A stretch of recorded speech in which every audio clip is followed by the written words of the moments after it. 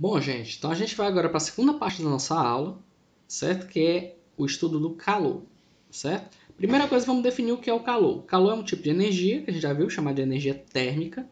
Ele flui quando você bota dois corpos que têm temperaturas diferentes em contato. Então vai ter um fluxo de energia, onde ele vai sair do corpo com maior temperatura para o corpo de menor temperatura, certo? Então, a temperatura, qual é a definição de temperatura? É bom a gente não confundir calor com temperatura. Calor é energia.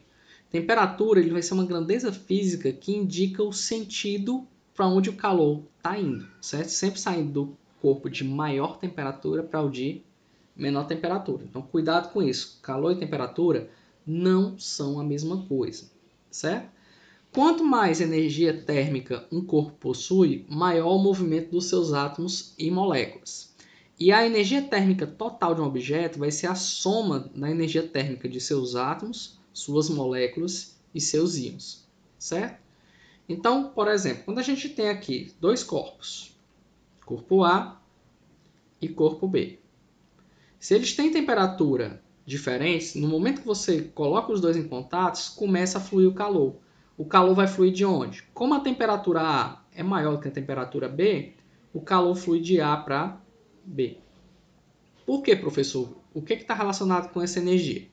Então, se o A ele tem uma temperatura maior, é porque suas moléculas, seus átomos ou seus íons, dependendo do que ele é feito, estão com energia cinética maior, estão se movimentando com mais velocidade. Já o B, como ele tem temperatura menor, suas moléculas estão mais devagar. No momento que você coloca os dois em contato, começa a ter a colisão das moléculas do corpo A com o do corpo B. Então você vai ter uma transmissão do movimento. As moléculas de A que estão mais rápidas, na hora que elas batem com a B, elas vão acelerando as de B. Com isso, se as moléculas de B estão acelerando, a temperatura de B começa a aumentar. No momento da colisão, para acelerar moléculas de B, as moléculas de A elas acabam perdendo energia cinética. Com isso, a temperatura vai baixando, certo? Lembrando que a energia cinética ela é proporcional, certo? Ela vai ser proporcional à temperatura. Então, se a energia cinética muda, consequentemente a temperatura ela vai modificar. Vamos agora definir alguns objetos de estudo interessantes, certo? São os conceitos de sistema, vizinhança e universo. Sistema vai ser o objeto ou conjunto de objetos que a gente está estudando, é aquilo que você está de interesse, é o seu foco de estudo. Vizinhança é o que está aos arredores, certo? Do sistema. Então, para a gente que é químico, o que seria o sistema? O sistema seria basicamente onde a gente vai fazer uma reação química, certo? O que é a vizinhança? Tudo que está em volta. E o que é o universo? O universo é quando você junta o sistema e a vizinhança numa coisa só. Por exemplo, aqui no caso a gente está fazendo uma reação dentro de onde?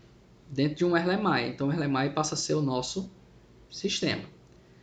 O que estiver no entorno do Erlenmeyer é a nossa vizinhança.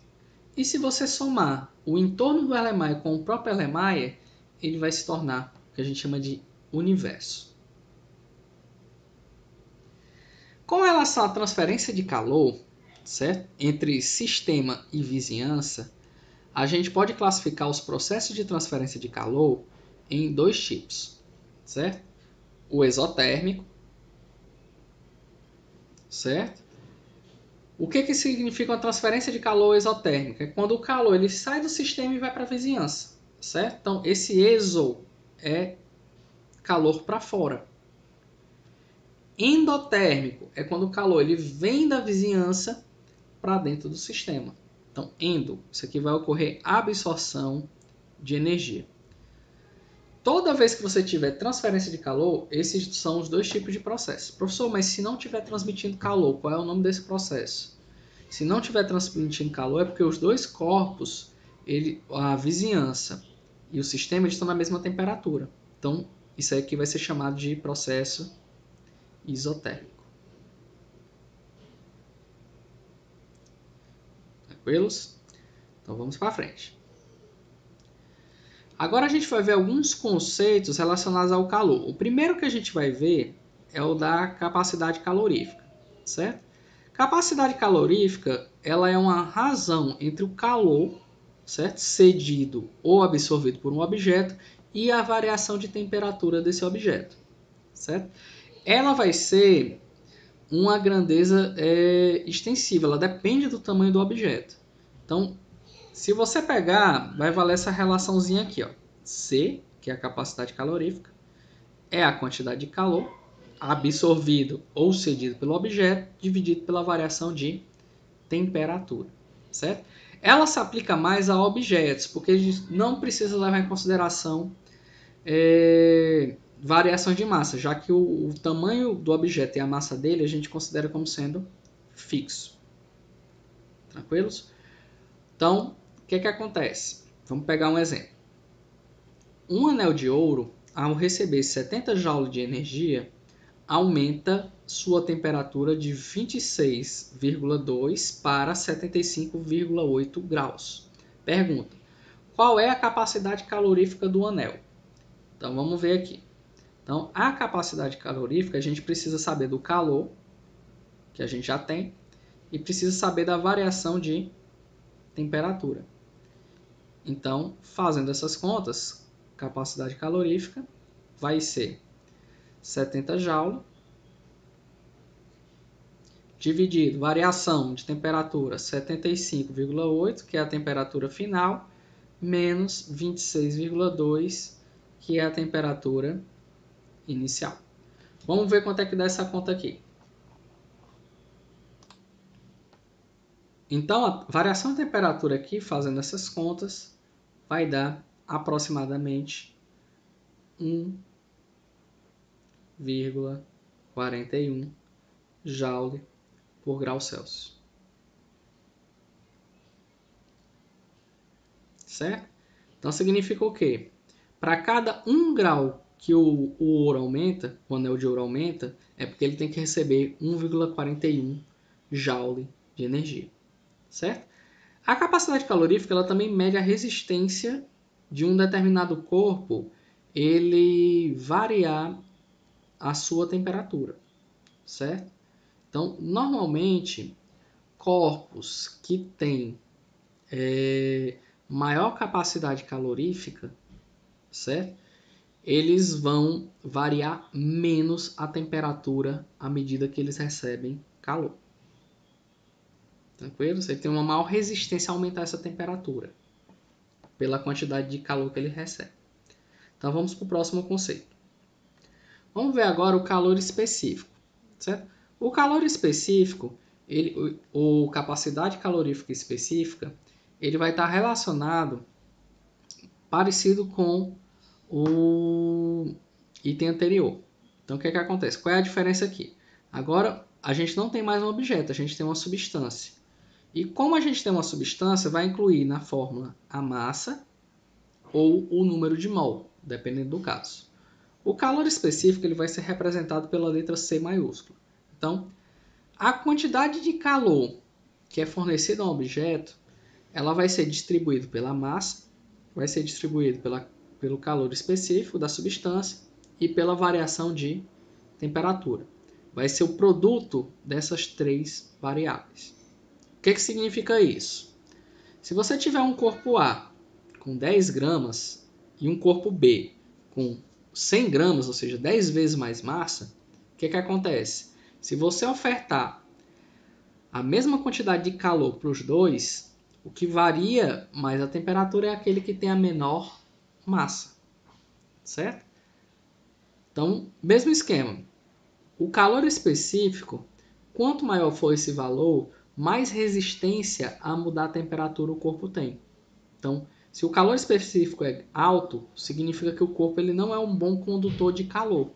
Então, se a gente pensar desse jeito, quem são os objetos na natureza? Quais são as substâncias que têm mais facilidade de transmitir calor? São os metais. Então, é esperado que os metais eles tenham um baixo calor específico. Certo? Então, vamos lá. Então, por exemplo, aqui nessa tabela a gente tem o calor específico de alguns objetos. Aqui dado em caloria, certo? ou joule por grama vezes grau Celsius. Então, a gente vê que o bismuto e o ouro, eles são bons condutores de calor, apresentando baixos valores de calor específico, certo? Se a gente olhar aqui, a água ela vai ter, por unidade de massa, um maior calor específico. Significa o quê? Que ela vai resistir mais a mudanças de temperatura.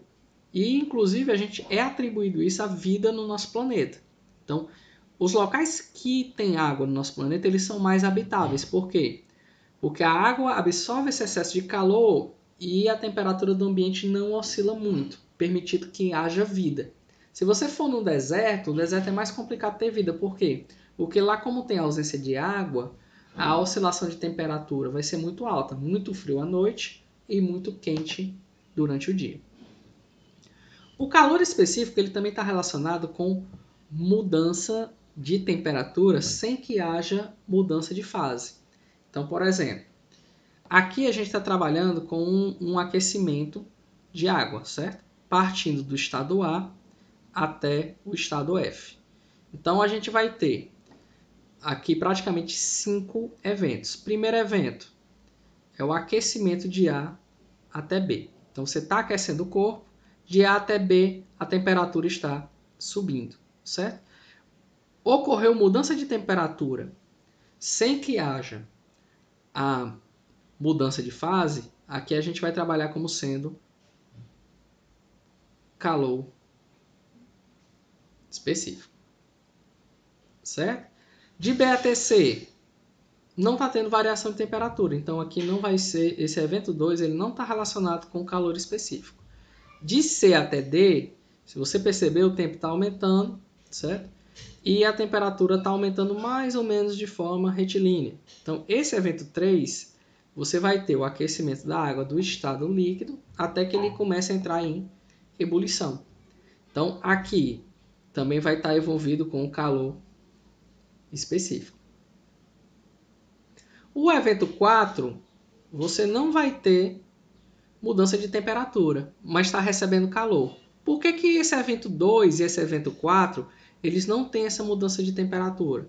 São justamente os períodos de transição de fase, certo? Então, do B até C, você está tendo a fusão, a passagem do estado sólido para o estado líquido. E do D até o E, você está tendo a ebulição. De E até F, você já tem o estado gasoso, e se você continuar o aquecimento, você vai ter o aumento de temperatura do estado gasoso. Então, como no evento 5 não está tendo mais mudança de estado físico, e sim um aumento de temperatura, isso aqui vai ser dado por calor específico. Beleza? E quando tem a mudança de fase, professor? O corpo está recebendo energia? Tá. Certo? E para onde é que está indo essa energia? Para quebrar as ligações intermoleculares. Então, esse calor necessário para romper ou enfraquecer essas ligações é chamado de calor latente, onde ele vai ser dado pela massa ou número de mols vezes uma constante. Essa constante aqui ela também vai ser chamada de entalpia de transição de fase, onde pode ser a entalpia de fusão ou a entalpia de vaporização. Vai depender da massa e da quantidade de mols do objeto. Então, gente, quando a gente tem esse processo de aquecimento do gelo, certo? De A até virar vapor em F, quanto é a quantidade de energia que eu utilizei para fazer isso? Então, a quantidade total de calor absorvido vai ter que ser igual à quantidade de calor do processo A até B, mais a quantidade de calor de B até C, mais a quantidade de calor de C até D, mais a quantidade de calor de D até E, mais a quantidade de calor de E até F. Onde a gente já viu que esses aqui são calores específicos.